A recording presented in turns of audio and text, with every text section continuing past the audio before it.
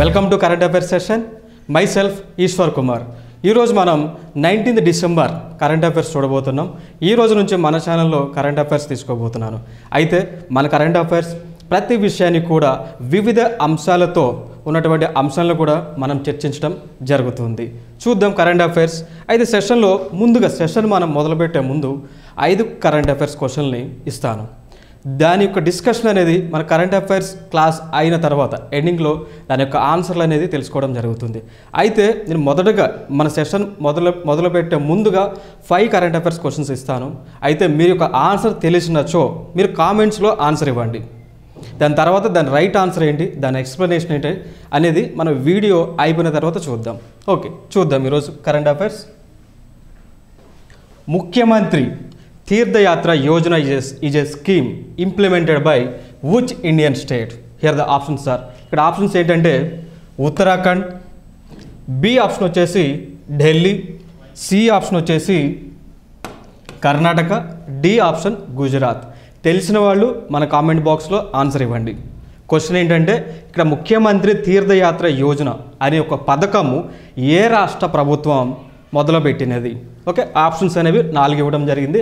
తెలిసిన వాళ్ళు కామెంట్ బాక్స్లో ఆన్సర్ ఇవ్వండి. ఓకే, రెండవ question. Where is the headquarters of the national cadet crops located? అంటే ఎన్సిసి యొక్క హెడ్ క్వార్టర్ ఏ యొక్క రాష్ట్రంలో ఉంది, ఏ యొక్క ప్లేస్లో ఉంది? ఇక్కడ ఆప్షన్స్ వచ్చేసి ఏ ముంబై ఇవ్వడం జరిగింది, బి న్యూఢిల్లీ ఇచ్చాము, సి ముస్సోరీ, డి అహ్మదాబాద్. వీటిల్లో ఏదైతే ఆప్షన్ సరైనది అనుకుంటున్నారో మీరు కామెంట్ బాక్స్లో ఆన్సర్ ఇవ్వండి. మూడవ క్వశ్చన్.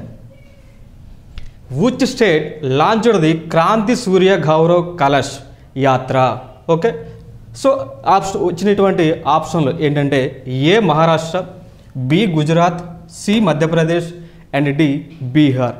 ఓకే, వీటిల్లో ఏదైతే ఆన్సర్ మీరు కరెక్ట్ అనుకుంటున్నారో క్వశ్చన్ కామెంట్ బాక్స్లో ఆన్సర్ ఇవ్వండి. Next, Pragyata guidelines is associated with which field? అంటే క్రింది ఇచ్చిన భాగాలు సంబంధించినటువంటిది ఏమిటి? అంటే ఆప్షన్ ఏ వచ్చి క్లైమేట్ చేంజ్ అనేది ఇవ్వడం జరిగింది, option B digital education, option C skill development, D voting in election. Okay, so ఈ ప్రఖ్యాత గైడ్లైన్స్ అనేవి కింద ఇచ్చిన వాటిలో ఉన్నటువంటి ఏ రంగానికి సంబంధించినటువంటిది అనేది క్వశ్చన్ అడగడం జరిగింది. ఆప్షన్స్ చూడండి, ఆన్సర్ కామెంట్ బాక్స్లో ఇవ్వండి. Okay, next question. Alipore zoological garden which was making news is located in which Indian state? Options ఏమి ఇచ్చాము అంటే ఈ అలీపూర్ జూలాజికల్ గార్డెన్ అనేది ఏ యొక్క రాష్ట్రంలో ఉంది? ఇక్కడ ఇచ్చినటువంటి ఆప్షన్లు ఏమిటంటే ఆప్షన్ ఏ మధ్యప్రదేశ్ ఇచ్చాము, ఆప్షన్ బి బీహార్ ఇవ్వడం జరిగింది, సి వెస్ట్ బెంగాల్ ఇచ్చాము, డి ఉత్తరప్రదేశ్ ఇచ్చాము. ఈ 4 ఆప్షన్లో సరైన జవాబు మీరు కామెంట్ బాక్స్లో ఇవ్వండి.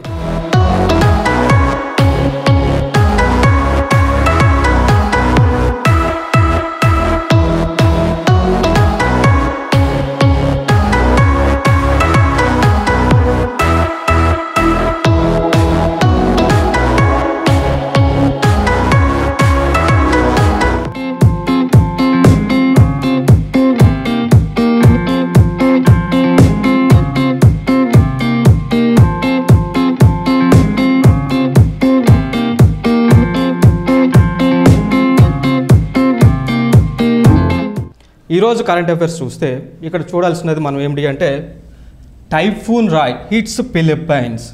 అంటే ఈ ఫిలిప్పైన్స్ అనే దేశంలో ఒక టైఫూన్ అనేది రావడం జరిగింది. ఈ టైఫూన్ అంటే ఏంటండి? టైఫూన్ అంటే ఒక తుఫాన్. అయితే ఈ యొక్క టైఫూన్ మనం దినపత్రికల్లో చూస్తుంటాం, టైఫూన్ అంటారు, కొన్ని న్యూస్ పేపర్లో హరికేన్స్ అంటారు, కొన్ని న్యూస్ పేపర్స్లో సైక్లోన్స్ అంటారు.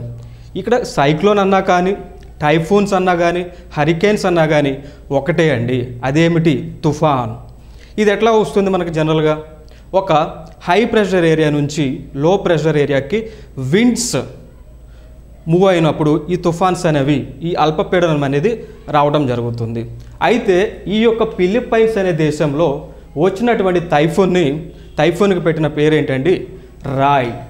రాయ్ అనేది పేరు పెట్టడం జరిగింది.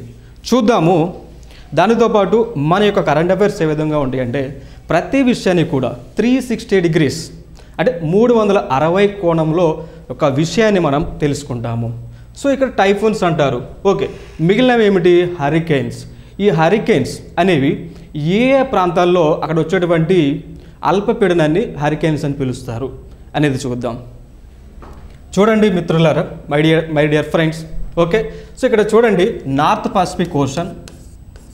ఓకే, నార్త్ పసిఫిక్ ఓషన్ ఎక్కడండి? North Pacific Ocean, North Atlantic Ocean, North Atlantic Ocean. So ఈ సముద్రము చుట్టుపక్కల ఉన్నటువంటి దేశాలలో ఇట్లాంటి అల్పపీడనం అనేది వచ్చినప్పుడు వాటిని ఏమంటారంటే హరికేన్స్ అంటారు. ఏమంటారండి? హరికేన్స్. మనం ప్రతి పేపర్లో చూస్తుంటాం, ప్రతి సంవత్సరం కూడా ఈ హరికేన్స్ అనేది చూస్తుంటాం. యునైటెడ్ స్టేట్స్ ఆఫ్ అమెరికాలో ఇట్లాంటి అల్పపీడనం వచ్చినప్పుడు వారు న్యూస్ పేపర్లో ఏమనిస్తారు? హరికేన్స్ వచ్చాయంటారు. హరికేన్స్ వచ్చాయన్నా, సైక్లోన్స్ వచ్చాయన్నా, టైఫూన్స్ వచ్చాయన్నా కూడా ఏమిటి అండి? లో ప్రెషర్ అనేది ఫామ్ అవటం, అంటే తుఫాన్లు అనేవి రావటం. నెక్స్ట్ అదేవిధంగా టైఫూన్స్. ఈ టైఫూన్స్ అనేవి ఏ దేశాలలో పిలుస్తారు చూసాం. ఇక్కడ ఆల్రెడీ ఫిలిప్పైన్స్ అనేది ఉంది. దాని తర్వాత జపాన్లో వచ్చేటువంటి వాటిని కూడా టైఫూన్స్ అని పిలుస్తారు. ఇంకేమైనా ఏదైనా కంట్రీ ఉందండి? చైనా. ఓకే, ఈ దేశాలలో వచ్చేటువంటి వాటిని టైఫూన్స్ అని పిలవడం జరుగుతుంది. ఇంకా మనం ఇండియాలో చూస్తుంటాం, సైక్లోన్ వచ్చింది, తుఫాన్ వచ్చింది అనేది చూస్తుంటాం. అయితే ఏ దేశాలలో వీటిని అల్పపీడనాన్ని సైక్లోన్స్ అని పిలుస్తారో చూద్దాం. ఇండియా చుట్టూ, అంటే నార్త్ ఇండియన్ ఓషన్ చుట్టూ ఉన్నటువంటి దేశాలలో ఈ యొక్క అల్పపీడనాన్ని సైక్లోన్ అని పిలుస్తారు. ఏ దేశాలు ఉన్నాయండి? మొదటగా చూసినట్టయితే మనకి ఇండియా ఉంది, మన దేశం ఉంది. దాని తర్వాత పాకిస్తాన్, దాని తర్వాత బంగ్లాదేశ్ ఉండటం జరిగింది. ఓకే, దాని తర్వాత మాల్దీవ్స్ ఉండటం జరిగింది. ఏ దేశం అండి? మాల్దీవ్స్ ఉండటం జరిగింది. దాని తర్వాత శ్రీలంక ఉండడం జరిగింది. దాని తర్వాత మయన్మార్ అనే దేశం ఉంది. ఎక్కడండి? మయన్మార్ అనే దేశం ఉంది. దాని తర్వాత థాయిలాండ్. ఓకే అండి, థాయిలాండ్. ఓకే, ఈ దేశాలలో వచ్చేటువంటి అల్పపీడనాన్ని సైక్లోన్స్ అంటారు. ఓకే, సో ఇట్లా ఈ విధంగా మనం కరెంట్ అఫైర్స్ని తెలుసుకుందాము. సో ఈ విధంగా కరెంట్ అఫైర్స్ తెలుసుకుంటే మనకు వచ్చేటువంటి ఉపయోగం ఏమిటి? కరెంట్ అఫైర్స్తో పాటు స్టాటిక్ సబ్జెక్ట్స్, జియోగ్రఫీ అవనివ్వండి, ఎకానమీ అవనివ్వండి, ఇండియన్ పాలిటీ అవనివ్వండి, హిస్టరీ అవనివ్వండి, okay, environment and ecological issues అవనివ్వండి, సోషలిస్ట్ సబ్జెక్ట్స్ కానీ, సో వివిధ సబ్జెక్టులని మనం కరెంట్ అఫైర్స్ సెషన్లో ఇంటర్లింక్ చేస్తూ నేర్చుకోవడం జరుగుతుంది. దాని ద్వారా భారతదేశంలో జరిగేటువంటి ఎటువంటి గవర్నమెంట్ జాబ్కైనా మనము అటెండ్ అవ్వచ్చు, ధైర్యంగా రాయొచ్చు. ఓకే అండి. Okay, so typhoon Rai hits Philippines, ఇది ఒక చరిత్ర మనం తెలుసుకున్నాము. Next, PM Modi conferred with highest civilian honour of Bhutan. Okay, మన ప్రధానమంత్రి గారు, మన భారతదేశ ప్రధానమంత్రి గారు ఎవరండి చెప్పండి? Yes, very good, Narendra Modi గారు. ఈయనకి భూటాన్కి సంబంధించినటువంటి భూటాన్ దేశము హైయెస్ట్ సివిలియన్ అవార్డు అనేది ఇవ్వటం జరిగింది. ఓకే, సో వారు ఎందుకు ఇచ్చారు అంటే మన భారతదేశానికి భూటాన్కి ఇంకా బంధం దృఢంగా అవ్వాలి అనే సంకల్పంతో ఈ యొక్క అవార్డుని, ఈ యొక్క సివిలియన్ అవార్డుని మన భారత ప్రైమ్ మినిస్టర్కి ఇవ్వడం జరిగింది. అయితే ఇది ఏ రోజున ఇచ్చారు? National Bhutan's Day. Okay, National Bhutan's Day రోజున ఈ యొక్క అవార్డు అనేది ఇవ్వటం జరిగింది. ఎవరికి ఇచ్చాడండి? భారతదేశ ప్రధానమంత్రి గారికి ఇచ్చారు. ఓకే, అయితే మనం ఇక్కడ కొన్ని ఇంపార్టెంట్ క్వశ్చన్స్ తెలుసుకుందామండి. ఏ క్వశ్చన్స్ అంటే, భూటాన్ ఇచ్చారు కదా, భూటాన్ యొక్క రాజధాని ఏంటండి? భూటాన్ యొక్క రాజధాని థింపు. ఓకే, భూటాన్ యొక్క రాజధాని. Okay, so what is the capital of Bhutan? Thimphu. Next, ఈ ఇమేజ్లో ఉన్నటువంటి వ్యక్తి ఎవరై ఉండవచ్చు అండి? Same prime minister. ఒక ప్రైమ్ మినిస్టర్కి అవార్డు ఇస్తున్నారు అంటే పక్కన ఉన్న ఆయన కూడా ప్రైమ్ మినిస్టర్ అవ్వాలి కదా. So prime minister. ఈ యొక్క భూటాన్ యొక్క ప్రైమ్ మినిస్టర్ ఎవరండి? నేమ్ ఏంటండి? లోటాయ్. ఓకే, ఈయన భూటాన్ యొక్క ప్రైమ్ మినిస్టర్. పేరేంటండి? లోటాయ్. ఓకే, గుర్తుపెట్టుకోండి. Who is the prime minister of Bhutan? Answer is Lotay. Okay, next ఇంకో స్లైడ్ చూద్దాం. Tamil Vazhthu declared Tamil Nadu's state song. Okay, so what is the song? Which song was declared as Tamil Nadu's state song? Answer is, Tamil Vazhthu. Okay, so ఈ యొక్క song అనేది 55 సెకండ్ల పాటు ఉండడం జరుగుతుంది. ఎంతండి? ఈ యొక్క సాంగ్ 55 సెకండ్లు ఉంటుంది. సో మనం చూద్దాం. సరే, తమిళనాడు గురించి చూసాము. సార్, ఇండియా లెవెల్లో ఏముండొచ్చు? ఇండియాకి నేషనల్ సాంగ్ ఏంటి? ఇండియాకి నేషనల్ ఆంథం ఏంటి? చెప్పగలరా? తెలుసుంటే కామెంట్ బాక్స్లో కామెంట్ ఇవ్వండి, తెలియకపోతే వినండి. ఓకే, సో ఇండియాకి నేషనల్ సాంగ్ ఏంటండి? What is the song? Can anyone say? India song ఏంటండి? వందే మాతరం. వందే మాతరం. సో ఈ యొక్క వందే మాతరం సాంగ్ని రాసినటువంటి వారు ఎవరు? రచయిత ఎవరు? బకీంద్రనాథ్ చటర్జీ ఉపాధ్యాయ. ఓకే, బకిం చంద్ర చటోపాధ్యాయ. ఓకే, ఈయన రాశారు. ఓకే, సో ఇండియా యొక్క నేషనల్ సాంగ్ ఏంటండి? వందే మాతరం. బకిం చంద్ర గారు రాయడం జరిగింది. ఇంకోటి చూద్దాం. ఇండియాకి నేషనల్ యాంథమ్. ఇండియాకి నేషనల్ యాంథమ్ ఏంటండి? చెప్పగలరా? జార్. Code jar. జే అంటే ఇండియాకి నేషనల్ యాంథమ్ ఏంటంటే జనగణ మన. తెలిసిన వాళ్ళు కామెంట్ బాక్స్లో ఇవ్వండి. ఓకే, సో ఏ అనేది ఏంటంటే anthem, national anthem. Okay, next R అనేది ఏంటంటే రవీంద్రనాథ్ ఠాగూర్. కొన్ని అంటే ఆయనకి 2 పేర్లు ఉన్నాయి. ఒకటి రవీంద్రనాథ్ ఠాగూర్ అంటాము, ఇంకోటి రవీంద్రనాథ్ ఠాగూర్ అంటాము. Okay, so anthem, national anthem ఏంటండి? జనగణమన. రాసిన వారు రవీంద్రనాథ్ ఠాగూర్. ఈయన వెస్ట్ బెంగాల్కి చెందినటువంటి రచయిత. నెక్స్ట్ ఆఫ్టర్ దట్ మనం బీవీఎస్ కోడ్ చూసాం. బీవీఎస్ అంటే ఎస్ అనేది song, national song. National song ఏంటి? వందే మాతరం. ఎవరు రాశారు? ఓకే, బకిం చంద్ర గారు రాయడం జరిగింది. ఓకే, నెక్స్ట్ దాని తర్వాత కరెంట్ అఫైర్స్ చూస్తే ఇంకోటి చూద్దాం. ఈ ఫోటోలో ఉన్నటువంటి వ్యక్తి ఎవరండి? చెప్పగలరా? చాలా ఫేమస్ అయిన వ్యక్తి, తరచుగా మనం వార్తల్లో వింటున్నాం. చెప్పగలరా? ఎస్, స్టాలిన్. ఈయన తమిళనాడు యొక్క chief minister. He is the chief minister of Tamil Nadu. Okay, ya, very good. Most of the people are giving right answers. Okay, next after that India Vietnam cooperation in postal sector. Okay, మనం చూస్తుంటాం తరచుగా మన భారత ప్రధానమంత్రి గారు వివిధ దేశాలకు వెళ్తుంటారు. వారితో వివిధ అంగీకార పత్రాలు మీద సంతకాలు పెడుతుంటారు, వివిధ అవగాహన పత్రాల మీద సంతకాలు పెడుతుంటారు. సో ఈ యొక్క సంతకాలు పెట్టడం కానీ ఇవి ఎందుకు చేస్తుంటారు అంటే మనము ఒక విదేశానికి అంటే వేరొక దేశానికి సహాయం చేయడం, అదేవిధంగా వారి యొక్క దగ్గర నుంచి కూడా సహాయం పొందుతాము. అదేవిధంగా మన యొక్క వనరులని వేరే దేశంతో పంచుకోవటం, అదేవిధంగా వారి దగ్గర ఉన్నటువంటి ఆ దేశంలో ఉన్నటువంటి వనరులను కూడా మనం పంచుకోవటం అనేది ముఖ్య ఉద్దేశం అన్నమాట. అయితే సో దానిలో భాగంగా మన ఇండియన్ గవర్నమెంట్ ఏం చేసింది అంటే వియట్నాం గవర్నమెంట్తో, ఎవరితో అండి?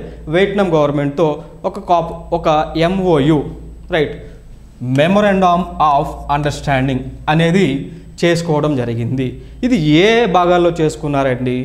పోస్టల్ సెక్టార్లో చేసుకోవడం జరిగింది. ఏ సెక్టార్ అండి? పోస్టల్ సెక్టార్లో చేసుకోవడం జరిగింది. సో దీంట్లో ఉన్నటువంటి ముఖ్యమైన ఉద్దేశాలు ఏమిటి అంటే భారతదేశానికి వియట్నాం దేశానికి మన దగ్గర ఉన్న టెక్నాలజీని వారికి బదలాయించడం, వారి దగ్గర ఉన్నటువంటి టెక్నాలజీని మనం స్వీకరించడం అనేవి ఇక్కడ జరుగుతుంది.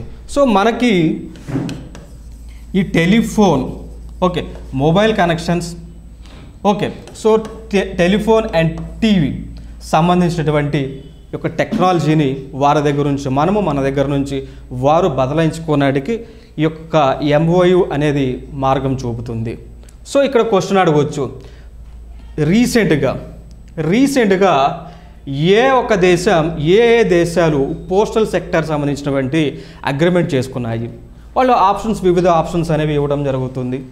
ఆప్షన్ ఏ తీసుకుంటే ఇండియా వియట్నాం ఆప్షన్ ఇవ్వచ్చు, ఆప్షన్ బి తీసుకుంటే ఇండియా చైనా, ఆప్షన్ సి తీసుకుంటే ఇండియా పాకిస్తాన్, ఆప్షన్ డి తీసుకుంటే ఇండియా యుఎస్ఏ. సో క్రింది ఇచ్చిన వాటిల్లో ఏది answer? Option A India Vietnam. Okay, so ఈ రెండు దేశాలు పోస్టల్ సెక్టర్ సంబంధించిన దాని వంటలో ఒక కోఆపరేటివ్ అగ్రిమెంట్, ఒక కోఆపరేషన్ అనేది, ఒక అగ్రిమెంట్ అనేది చేయటం జరిగింది. ఓకే, ఇది నెక్స్ట్. ఇంకొకటి చూసుకుంటే కరెంట్ అఫైర్స్ చూసుకుంటే WHO gives emergency approval for Covax vaccine. Okay, మనము చూస్తున్నాం వార్తల్లో రకరకాల వ్యాక్సిన్లు వింటూ ఉన్నాం. అయితే ఇదొక మరొక వ్యాక్సిన్. ఓకే, ఏ వ్యాక్సిన్ అండి? కోవాక్స్ అనేది ఇది ఎవరికి ఇస్తారు? ఇది ఎవరికి ఇస్తారంటే పిల్లలకి, చిల్డ్రన్కి. ఈ యొక్క వ్యాక్సిన్ అనేది చిల్డ్రన్కి ఇస్తారు. అయితే ఈ కోవాక్స్ అనేది అనే వ్యాక్సిన్ని ఏ సంస్థ తయారు చేయబోతుంది? ఎవరు తయారు చేయబోతున్నారు అంటే ఇండియాలో ఉన్నటువంటి serum institute. Okay, serum Institute of India అనేవారు ఈ యొక్క వ్యాక్సిన్ని తయారు చేయబోతున్నారు. ఓకే, సో ఈ యొక్క వ్యాక్సిన్ తయారు చేయాలంటే ముందుగా WHO అంటే ఏంటి? World health organisation. ఇది ప్రపంచ యొక్క ఆరోగ్య సంస్థ. దీనిని ప్రపంచ ఆరోగ్య సంస్థ అని అంటారు. ఓకే, సో ఇక్కడ ఈ Serum Institute of India. Okay, so ఇక్కడ తెలుసుకోవాల్సినది దీని యొక్క CEO ఎవరు? సీరం ఇన్స్టిట్యూట్ ఆఫ్ ఇండియా ఒక CEO ఎవరు చెప్పగలరా? ఆన్సర్ అదర్ పూర్ణవాలా. ఆన్సర్ ఏంటండి? అదర్ పూర్ణవాలా. ఓకే, సో ఈయన ఈ యొక్క సీరం ఇన్స్టిట్యూట్ ఆఫ్ ఇండియాకి CEO. ఓకే, సో ఈ WHO gives emergency approval for Covax vaccine. ఇండియాలో ఇవి కాకుండా ఇంకేమైనా వ్యాక్సిన్స్ ఉన్నాయా? ఉన్నాయి. అవేమిటో ఒకసారి చూద్దాం. కోవిషీల్డ్ అండి, కోవిషీల్డ్ వ్యాక్సిన్. దాని తర్వాత కోవాక్సిన్, స్పుట్నిక్. ఓకే, స్పుట్నిక్ ఈ వ్యాక్సిన్స్ అండి. ఓకే, ఈ ఫేమస్ వ్యాక్సిన్స్ ఇండియాలో ఉన్నటువంటివి ఏమిటండి? Covishield, next Covaxin, Sputnik. Okay, so పిల్లల కోసం తయారు చేసినటువంటి చేయబోతున్న వ్యాక్సిన్ ఏంటంటే కోవాక్స్ అనేది చిన్న పిల్లల కోసం తయారు చేయబోతున్నారు. అయితే ఈ యొక్క వ్యాక్సిన్ని 21 రోజులు వ్యవధిలో మాత్రమే వేసుకోవాలి. ఓకే, ఫస్ట్ వ్యాక్సిన్ ఈరోజు వేసుకుంటే నెక్స్ట్ డోస్ అనేది 21 రోజుల తర్వాత వేసుకోవాలి. ఓకే, క్వశ్చన్ అడగవచ్చు, కోవాక్స్ అనే వ్యాక్సిన్ ఎన్ని రోజుల వ్యవధిలో వేసుకోవాలి? ఆన్సర్ వచ్చేసి 21 దినాలలో. ఓకే, కోవిషీల్డ్ అనే వ్యాక్సిన్ ఎన్ని రోజుల వ్యవధిలో వేసుకోవాలి? ఆన్సర్ వచ్చి 84 రోజులు. ఓకే, అదేవిధంగా కోవాక్సిన్ అనేది ఎన్ని రోజుల వ్యవధిలో వేసుకోవాలి? ఎన్ని రోజుల వ్యవధి అండి? 28 రోజుల వ్యవధిలో. సో ఇట్లాంటి క్వశ్చన్స్ అనేవి మనం తరచుగా ఎగ్జామ్స్లో చూస్తున్నాం. సో మన ప్రిపరేషన్ అనేది కూడా ఈ విధంగా ఉండాలి. Next, ISRO developing SSLV with private participation. Okay, so ISRO అనేది మన యొక్క స్పేస్ ఏజెన్సీ. ఇండియాలో ఉన్నటువంటి స్పేస్ ఏజెన్సీ ఏంటంటే ISRO, Indian space research organisation, ISRO. Okay, so ఈ ఇస్రో వారు ఏం చేస్తున్నారంటే ఈ SSLVని డెవలప్ చేయడం జరుగుతుంది. ఈ SSLV అంటే ఏంటి చూద్దామండి. SSLV అంటే స్మాల్, ఓకే, స్పేస్, L అంటే launching, okay, space launch, V అంటే వెహికల్.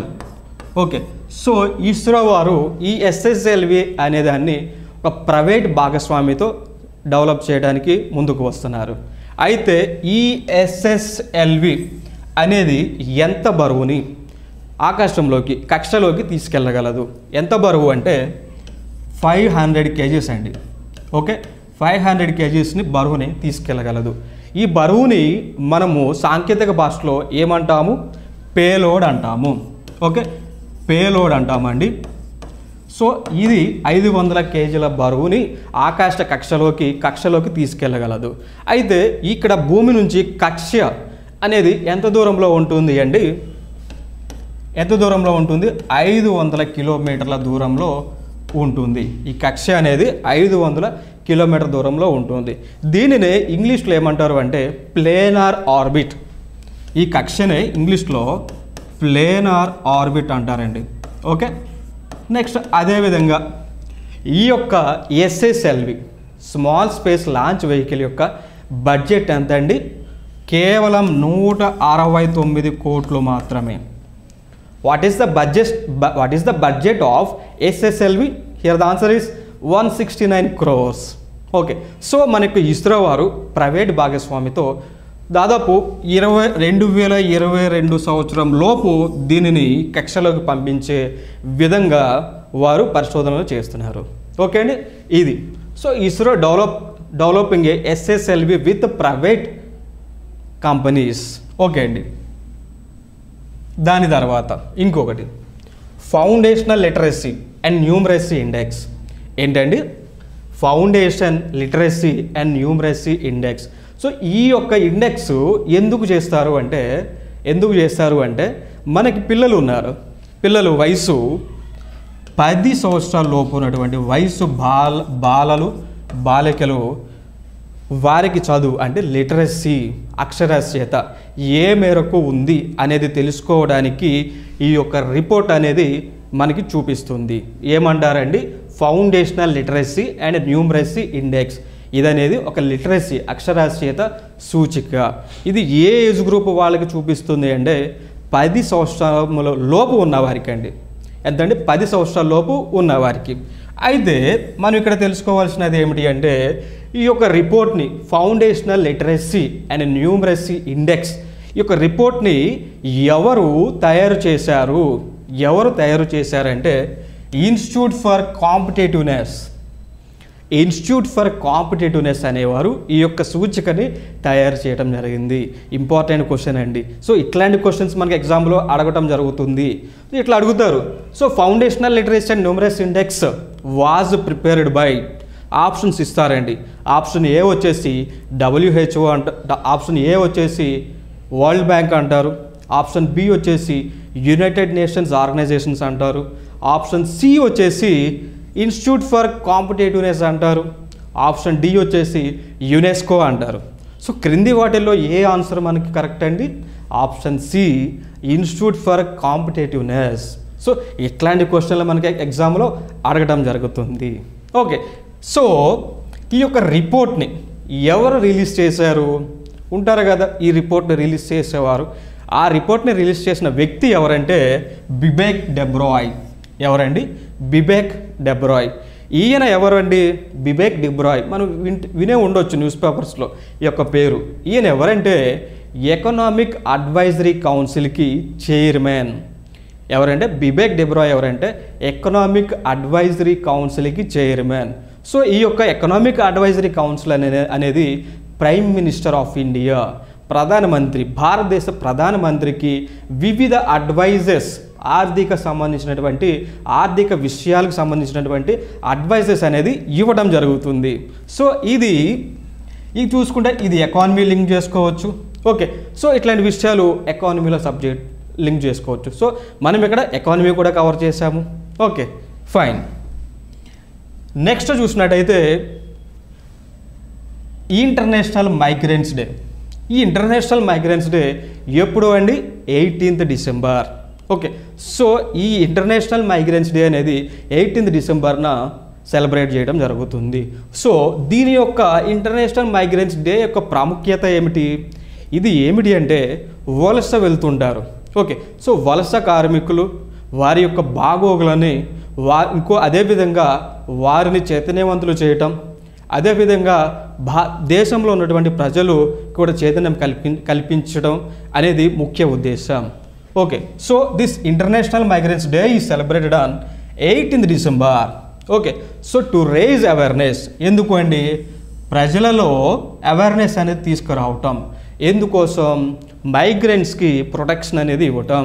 ఓకే, మైగ్రెంట్స్కి అండ్ రిఫ్యూజెస్కి ప్రొటెక్షన్ ఇచ్చే విషయాన్ని అవేర్నెస్ ప్రజలలో చైతన్యం తీసుకురావడానికి ఈ యొక్క ఇంటర్నేషనల్ మైగ్రెంట్స్ డే అనేది సెలబ్రేట్ చేయడం జరుగుతుంది. ఇది ఎప్పుడు చేస్తున్నారండి? December 18న ప్రతి సంవత్సరం చేస్తున్నారు. అయితే దీనిని నిర్వహించడానికి ఉన్నటువంటి సంస్థ ఏది అండి? International organisation for migration, IOM. Okay, IOM అనే ఆర్గనైజేషన్ అనమాట. ఓకే, చూసారా ఇక్కడ ఇమేజెస్ చూస్తున్నాం. నెక్స్ట్ ఇంకో కరెంట్ అఫైర్స్ చూసినట్లయితే గోవాస్ లిబరేషన్ డే. ఏంటండి? Goa's liberation day. ఇక గోవాస్ లిబరేషన్ డే అంటే ఇక్కడ ఏంటి?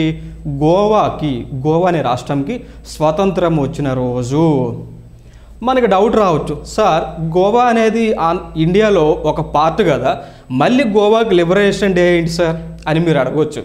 మై డియర్ స్టూడెంట్స్, 1961 వరకు గోవా అనేది పోర్చుగీస్ దేశం కంట్రోల్లో ఉన్నటువంటిది, వారి యొక్క ఆధీనంలో ఉన్నది. అయితే 1961 తర్వాత భారతదేశం యొక్క ఆర్మీ వెళ్ళి ఒక పోర్చుగీస్ కంట్రోల్ నుంచి ఈ గోవాని మన భారతదేశం కంట్రోల్లోకి తీసుకురావడం జరిగింది. అది ఎప్పుడు అండి? 19 డిసెంబర్. ఓకే, సో అందుకోసమే ఇయర్ ఎప్పుడండి? 1961. ఓకే, సో అందుకోసమే 19 డిసెంబర్ని గోవాస్ లిబరేషన్ డేగా సెలబ్రేట్ చేయడం జరిగింది. సో ఆ రోజు నుంచి గోవా అనేది భారతదేశంలో విలీనం అవడం జరిగింది. ఓకే అండి, సో మనం 19 డిసెంబర్ 2021 కరెంట్ అఫైర్స్ చూడడం జరిగింది. మొదటిగా మన సెషన్ మొదలుపెట్టే ముందు ఒక 5 క్వశ్చన్స్ని చూడడం జరిగింది. ఆన్సర్ తెలిసిన వాళ్ళు చాలామంది కామెంట్ బాక్స్లో ఆన్సర్ ఇచ్చున్నారు, చాలామంది సరైన జవాబులు ఇచ్చున్నారు. సో తెలియని వారికి కోసం కరెక్ట్ ఆన్సర్ ఏంటనేది మనము ఇప్పుడు ఇస్తాం. చూద్దామండి క్వశ్చన్స్. మొదటి క్వశ్చన్ చూసుకుందాం, దానికి ఆన్సర్ ఏంటనేది చూద్దాం. ముఖ్యమంత్రి తీర్థయాత్ర యోజన. ఓకే, సో ఈ యొక్క పథకాన్ని ప్రారంభించినటువంటి రాష్ట్రం ఏంటండి? Delhi. Right, B Delhi. Okay, మనకి ఢిల్లీకి చీఫ్ మినిస్టర్ ముఖ్యమంత్రి ఎవరండి? అరవింద్ కేజ్రీవాల్. ఓకే, సో ఆయన ఏం చేశారంటే ఢిల్లీలో ఉన్నటువంటి వయోవృద్ధులు, ముసలివారు, ఓకే, వారు వివిధ ప్రాంతాలలో తీర్థయాత్ర చేసేయడానికి, వివిధ ప్రాంతాలలో ఉన్నటువంటి టూరిజం ప్లేసెస్ని చూడటానికి గవర్నమెంట్ వారే స్వయంగా ఉచితంగా ఆ యొక్క అవకాశాన్ని ఇవ్వడం జరిగింది. ఓకే అండి. ఓకే, సో ఈ ముఖ్యమంత్రి తీర్థయాత్ర స్కీమ్ అనేది ఢిల్లీ ప్రభుత్వం అనేది మొదలుపెట్టడం జరిగింది. Okay, so answer is B. Next question చూసుకున్నట్లయితే where is the headquarters of National Cadet Corps? NCC యొక్క హెడ్ క్వార్టర్స్ ఎక్కడ ఉంది? ఆన్సర్ చాలామంది సరైన జవాబు ఇచ్చారు. ఆప్షన్ బి న్యూఢిల్లీలో ఉంది. ఈ యొక్క NCCలో ఉన్నటువంటి వారు మెంబర్స్ ఎవరు ఉంటారండి? కాలేజీ విద్యార్థులు, వివిధ యూనివర్సిటీస్లో వివిధ కాలేజీల్లో చదువుతున్న విద్యార్థులు దీనిలో NCCలో మెంబర్స్గా ఉండడం జరిగింది. సో ఈ NCC అనేది ఒక యూత్ ఆర్గనైజేషన్. ఓకే, ఒక యూత్ ఆర్గనైజేషన్. ఈ యొక్క NCC అనేది దేశంలో ఉన్నటువంటి త్రివిధ దళాల ఆధీనంలో, ఓకే, దేశంలో ఉన్నటువంటి భారతదేశంలో ఉన్నటువంటి వివిధ అంటే త్రివిధ దళాల క్రింద పనిచేయడం జరుగుతుంది. అయితే ఈ NCC అనేది మన ప్రపంచంలోనే అతి పెద్ద సంస్థ. NCC అనేది మన ప్రపంచంలోనే అతిపెద్ద ఒక విద్యార్థుల అతిపెద్ద యువత సంస్థ. ఓకే, సో ఇది NCC అనేది ఒక ఆర్మీ లాంటిదండి. ఓకే అండి, సో ఇది ఒక వాలంటరీ, దీంట్లో మెంబర్షిప్ అనేది వాలంటీర్గా ఉంటుంది. ఓకే, ఎవరికి నచ్చిన వాళ్ళు వారు NCCలో జాయిన్ అవ్వచ్చు. ఓకే అండి. Next, which state launched Kranti Surya Gaurav Kalash Yatra? Okay, so ఏ రాష్ట్రము యొక్క క్రాంతి సూర్య గౌరవ్ కలశ్ యాత్ర అనేది ప్రారంభించడం జరిగింది? ఆన్సరు ఏమై ఉండొచ్చండి? సి మధ్యప్రదేశ్ అనే ఒక రాష్ట్రం ఈ యొక్క క్రాంతి సూర్య గౌరవ కలశ యాత్ర అనే దాన్ని ప్రారంభించడం జరిగింది. ఓకే, నెక్స్ట్ క్వశ్చన్ చూద్దాం. ప్రఖ్యాత guidelines is associated with which of the following which field అంటే క్రింది ఇచ్చిన వాటిలో ఏ రంగానికి సంబంధించినటువంటిది ఈ యొక్క ప్రఖ్యాత గైడ్లైన్స్ అనేవి చూస్తాం. ఆప్షన్ చూస్తాం కదా, చాలామందికి తెలుసు, చాలామంది సరైన జవాబు ఇవ్వడం జరిగింది, కొందరు తప్పు జవాబు ఇవ్వడం జరిగింది. సో వారి కోసం ఇది దేనికోసం అండి? Digital education. Okay, digital education అంటే ఏ విధంగా ఆన్లైన్ క్లాసెస్ కండక్ట్ చేయాలి, ఏ విధంగా సెమీ ఆన్లైన్ క్లాసెస్ కండక్ట్ చేయాలి. సో వాటి సంబంధించినటువంటి గైడ్లైన్సే ఈ యొక్క ప్రఖ్యాత గైడ్లైన్స్. ఓకే అండి, సో ఇది డిజిటల్ ఎడ్యుకేషన్ సంబంధించినటువంటి గైడ్లైన్స్ అనమాట. నెక్స్ట్ క్వశ్చన్ చూసినట్లయితే అలీపూర్ జూలాజికల్ గార్డెన్ ఇది ఏ రాష్ట్రంలో ఉంది? అలీపూర్ జూలాజికల్ గార్డెన్ ఏ రాష్ట్రంలో ఉంది? Okay, very good, C West Bengal రాష్ట్రంలో ఉంది. చూసారా, ఈ క్వశ్చన్స్కి చాలామంది సరైన జవాబు ఇవ్వడం జరిగింది. సో మనం రాబోయే కరెంట్ అఫైర్స్ కూడా ప్రతి కరెంట్ అఫైర్స్ కూడా ఇంపార్టెంట్ క్వశ్చన్స్ చూస్తాము. దానితో పాటు ఆ రోజు జరిగినటువంటి కరెంట్ అఫైర్స్తో పాటు దాన్ని వివిధ సబ్జెక్టులు, పాలిటీ అవనివ్వండి, జియోగ్రఫీ అవనివ్వండి, ఎకానమీ అవనివ్వండి, హిస్టరీ అవనివ్వండి, ఓకే, సో ఎన్వైరన్మెంటల్ ఎకలాజికల్ అవనివ్వండి, డిజాస్టర్ మేనేజ్మెంట్ అవనివ్వండి, సో ఈ సబ్జెక్టులన్నిటికి కూడా ఇంటర్లింక్ చేస్తూ మన కరెంట్ అఫైర్స్ అనేది నేర్చుకుంటాం. సో ఇలా నేర్చుకోవడం వల్ల మనకు వచ్చే ఉపయోగం ఏమిటి అంటే ఎటువంటి ఎగ్జామ్నైనా మనము ఎటువంటి ఎగ్జామ్ రాసినా కూడా దానిలో విజయం సాధించగలం. Okay, now signing off. This is Eshwar.